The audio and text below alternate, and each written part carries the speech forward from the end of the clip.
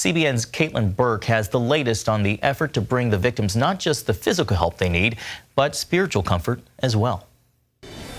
As authorities and residents assess damage, disaster relief teams are on the ground helping on a personal level. I spoke with folks from both Operation Blessing and Samaritan's Purse, who have workers providing immediate help to those affected in this devastated region. When we arrived in Rolling Fork, we were struck with how abrupt the path of destruction began.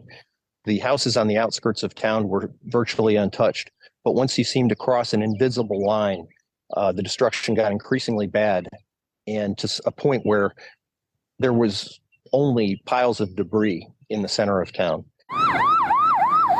As Operation Blessing teams spread out across the disaster zone, relief supplies are already headed to local church partners. Silver City said their biggest need was hygiene kits, and then we have water, Home Depot buckets, and cleaning supplies en route to Emory.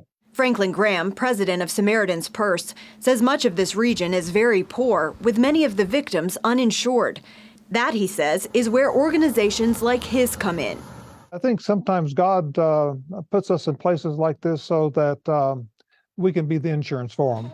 And what I mean by being the insurance, God has given us the funds, the resources to be able to respond like this in a crisis.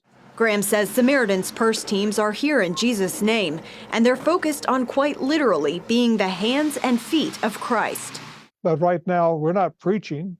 Right now, we're just helping people clean up their homes, cut trees off their houses. If a house is still standing, they lost their roof, we help tarp it so that they don't lose any more of their valuables in their home. As residents continue to dig out and clean up, these organizations pledge to be in the region as long as it takes. The damage is extensive, and so this will be a long rebuilding effort.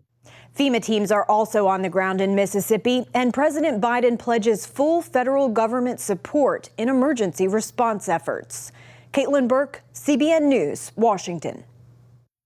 Thanks, Caitlin. Andrew, these people desperately need our prayers and support, both tangible and spiritual. John, thanks so much. You know, we can become kind of naive when it comes to these storms coming through. It's just another news story. But in this particular case, when people started to see the actual devastation this tornado left behind, it's almost inconceivable, the destruction here.